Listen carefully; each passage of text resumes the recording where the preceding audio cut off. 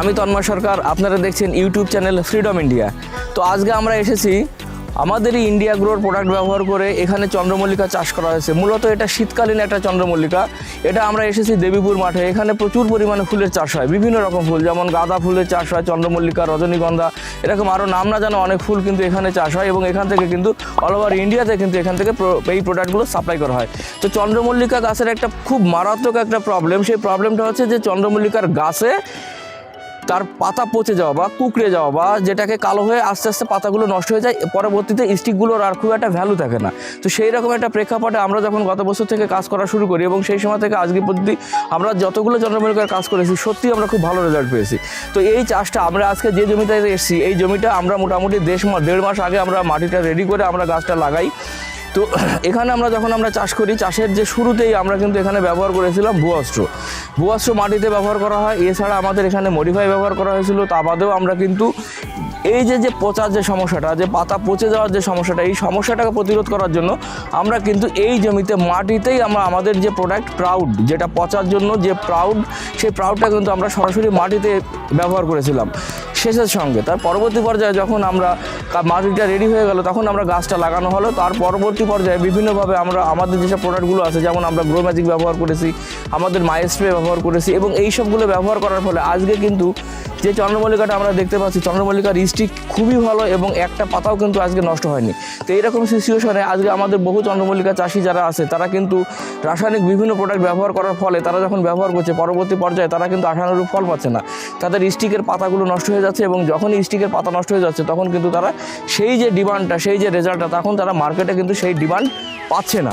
তো আজকে আমরা যারা এই ভিডিওটা যারা দেখছেন ইন্ডিয়াগ্রোর প্রোডাক্ট ব্যবহার করে যারা ফুল চাষি, তাদেরকে আমরা প্রত্যেক ফুল চাষিকে বলবো আপনারা একবার হলেও ট্রাই করুন যে আমাদের এই প্রোডাক্টগুলো ব্যবহার করার জন্য। ইন্ডিয়াগ্রোর যে প্রোডাক্টগুলো সেই ব্যবহারগুলো আপনারা ব্যবহার করুন এবং এই যে ফুলটা আপনারা দেখবেন যে এই জমিতে সবেমাত্র কুড়ি আসা শুরু করছে। যখন ফুল ফুটে যাবে তখন আমরা ভিডিও করব, আমরা আবার পোস্ট করব। যে চাষি ছিলেন আপনারা সবাই সরাসরি চাষির সঙ্গেই কথা বলবেন যে কিভাবে কি জমিতে ব্যবহার করা হয়েছিল। তো আসুন আমরা দেখে নিই গাছগুলো কেমন ছিল। বন্ধুরা, আপনারা গাছগুলোকে দেখুন, প্রত্যেকটা গাছের গোড়ায় একটা গাছও কিন্তু পচে যায়নি। যারা চন্দ্রমল্লিকা চাষে তারা কিন্তু খুব ভালোভাবে জানে গাছের গোড়াতে প্রচণ্ড পরিমাণ পচার সমস্যা হয়। এবং একটু লক্ষ্য করে দেখুন, প্রত্যেকটা স্টিক কিন্তু একই রকমভাবে এবং প্রত্যেকটা স্টিক সমানভাবে উপরে উঠেছে, প্রত্যেকটা স্টিক। এবং আপনি দেখুন প্রত্যেকটা ফুলেতে এখন কড়ি অলরেডি দেখা দিয়েছে না, এবং খুব শীঘ্রই আমরা এখান থেকে কিন্তু ফুল পাওয়া শুরু করব। প্রত্যেকটা গাছ আপনারা লক্ষ্য করে দেখুন, চন্দ্রমল্লিকার সবচেয়ে বেশি সমস্যা হচ্ছে স্টিক যখন পচে যায়, স্টিকের পাতা যখন পচে যায়। এবং আপনারা গাছের মাটি থেকে শেষ অবধি দেখুন একটা পাতাতেও কিন্তু কোনো রকম প্রবলেম নেই। এটা বন্ধু আমাদের শুধু ইন্ডিয়াগ্রোর প্রোডাক্টেরই কামাল। আর কোনো প্রোডাক্ট এখানে শুধুমাত্র রাসায়নিক সার বাদে অল্প পরিমাণ কিছু সার ব্যবহার করেছে, এ বাদে কিন্তু আমরা আর অন্য কোনো কিছুই এই জমিতে আমরা ব্যবহার করিনি।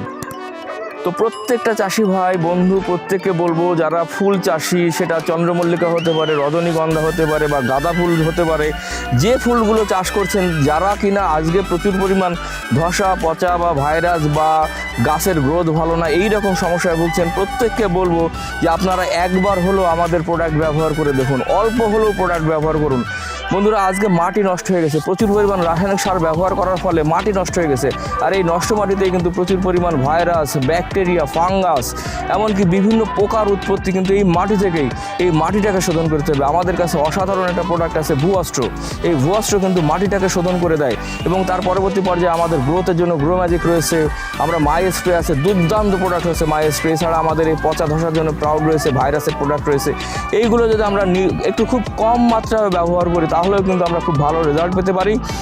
সুতরাং যারা এতক্ষণ আমাদের সঙ্গে ছিলেন, ভিডিওটা দেখলেন, তাদের প্রত্যেককেই বলবো আমাদের সঙ্গে অবশ্যই যোগাযোগ করুন, ইন্ডিয়াগ্রোর প্রোডাক্ট ব্যবহার করুন। আপনি আপনার বন্ধু বান্ধব, আত্মীয় স্বজন যারা চাষের সঙ্গে যুক্ত তাদেরকে ভিডিওটা শেয়ার করুন, যারা যেন বিষমুক্ত চাষ। আমাদের প্রোডাক্টগুলো বন্ধু 100% কিন্তু বিষমুক্ত।